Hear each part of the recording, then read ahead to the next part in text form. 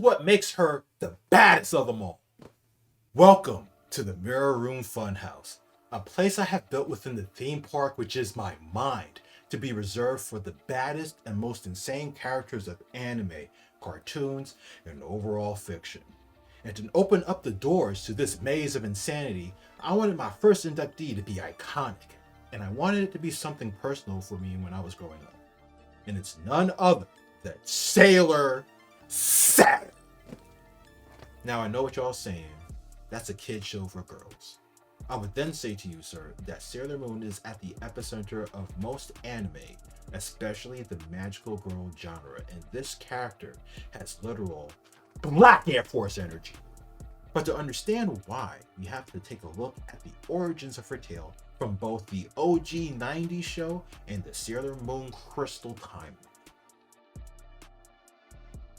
The first anime I fell in love with as a kid was Sailor Moon, which had many arcs, and the Deathbusters arc was one of the craziest. Basically, Sailor Moon and her gang came back from the future to the present timeline and had to face a new enemy with two new scouts, Uranus and Neptune, who had their reawakening while the heroes were in the future, where they realized that they had an alien invasion occur under their noses when they were supposed to protect the Milky Way from invaders. As scouts of the outer solar system, think of them as immigration officers who were asleep while on duty and a bunch of foreigners crossed the border into their galaxy. Now you get it. This arc happened because they could not do their job. These invaders were the Deathbusters, composed of 9 witches with their leader Pharaoh 90, and when Uranus and Neptune started cooperating with the heroes upon Pluto's reawakening in the future and rejoining the group in the current timeline, they told Prince Endymion, aka Darien, aka Mamoru Chiba, all these details which would lead to the awakening of the Sailor Scout of Destruction, Sailor Saturn. Bro, the way they described this chick was like she was the straight up boogeyman. It was like they were talking about a creepypasta or some type of outer space urban legend. I was so freaking hooked. They called her the Sovereign of Silence. What a name. And Ray, aka Sailor Mars, was over here having visions of this chick destroying the Earth. Everybody dying. The objective was not only to stop the Deathbusters, but to prevent Sailor Saturn's reawakening. Uranus and Neptune, along with Pluto, believe that the Deathbusters are at Mugen Academy, and that these aliens have awakened in human hosts thanks to Dr. Tomoe, who is one of them. And they believe that his daughter Hotaru, who attends the school after a bunch of confrontations with monsters called Heart Snatchers, aka Daemons, who hunt for pure heart crystals, is the unawakened Sailor Saturn. Especially after this scene. Just listen to this music. Whoa! Can't move! What are you? Chills. But now, for canon purposes, we are going to jump into Sailor Moon Crystal. Similar events transpire, and it is important to note that Sailor Moon from the future, aka Neo Queen Serenity, sent her daughter Chibi-Usa to the past to be trained as a Sailor Scout in both the 90s and recent adaptation. I believe this was because Neo Queen Serenity knows that in order for this future to take place, that she needs to make sure her daughter makes friends with Hotaru before shit hits the fan. Pharaoh 90, while on Earth, is looking for the purest heart of the pure heart crystals to regain the power he once had, but he has been sensing the presence of a power that needs to be stopped, which rivals his own, but was unaware that this was Hotaru, the doctor's daughter who serves Pharaoh 90. Reason being is that because inside of her is the unawakened Mistress 9, who is Pharaoh 90's right-hand lady that needs energy to regain her power. However, unknown to them, there is another which is unawakened and her planet got rings. Eventually, Chibi-Usa befriends Hotaru, and because of her tragic past, aka being part machine and being ill most of the time, she needs the silver crystal of the Moon Princess to feel better. All the while, the Deathbusters, to awaken Pharaoh 90 and Mistress 9, needs the purest heart on Earth, and guess who has both? It's like Neo Queen Serenity playing this shit. The scouts come to Hotaru's house, and Chibi-Usa's pure heart was taken, and Mistress 9 awakens in Hotaru's body. Everybody and their mama was freaking out, thinking that this was Sailor Saturn. But no. However, if this is what Hotaru looks like in her 20s, then here's my number. Because she's bad too. Listen. Long black hair. That icy white milk skin. Black dress, black lipstick. Black Air Force? Yes. Goth baddie? Definitely.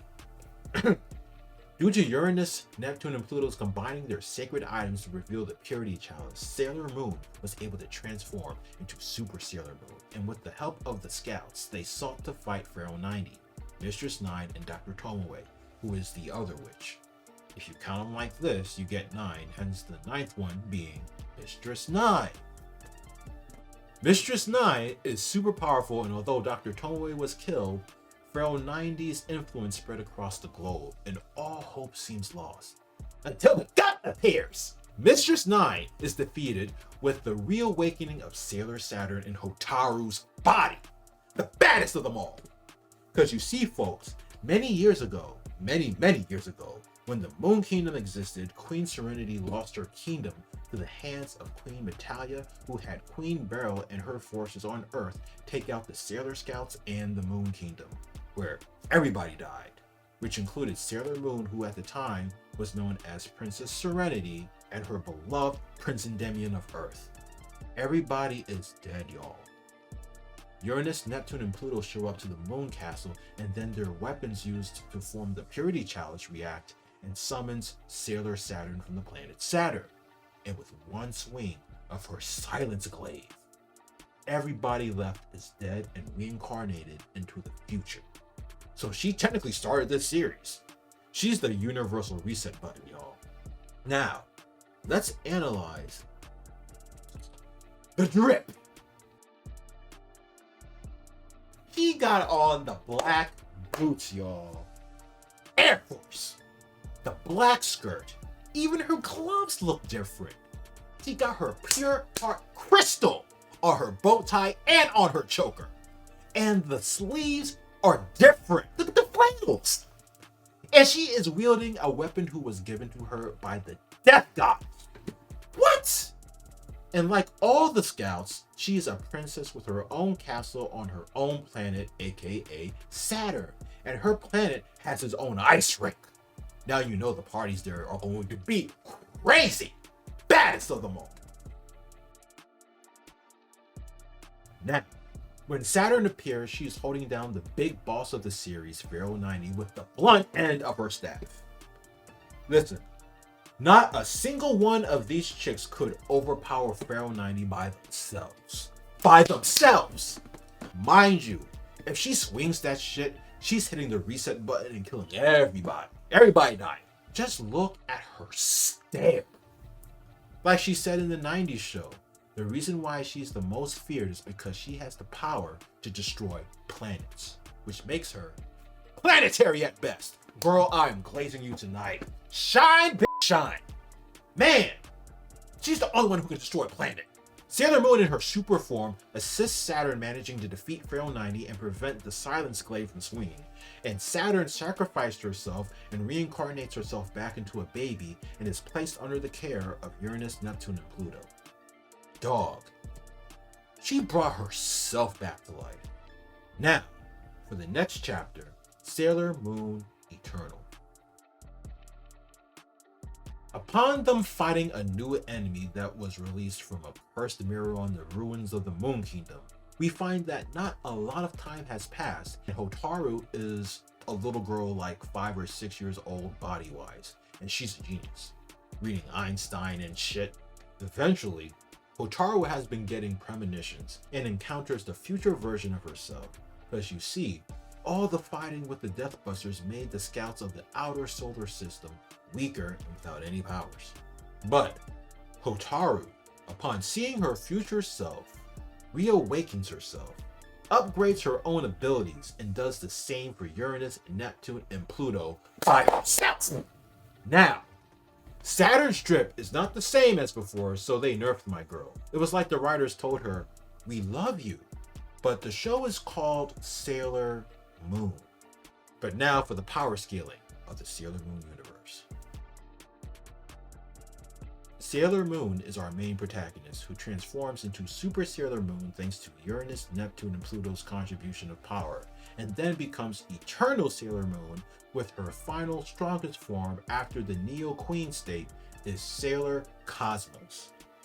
OG Sailor Saturn was way stronger than Super Sailor Moon, and I would say that she is stronger than Eternal Sailor Moon, but not stronger than Cosmos.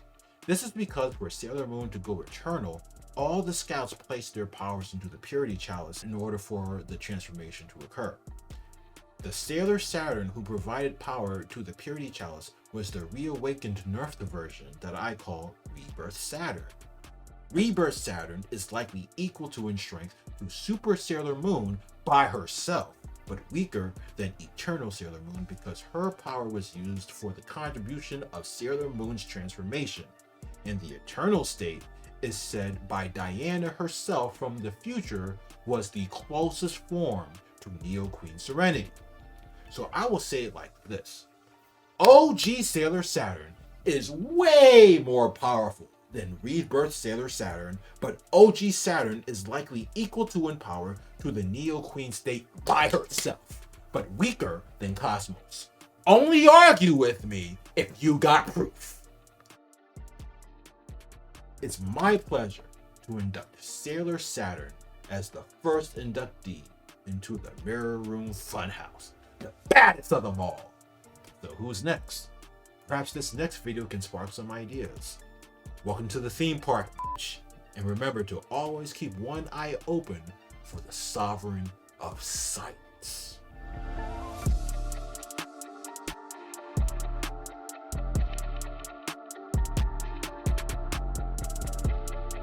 We got merch, y'all. Be sure to like this video and subscribe to stay tuned and show support for the channel.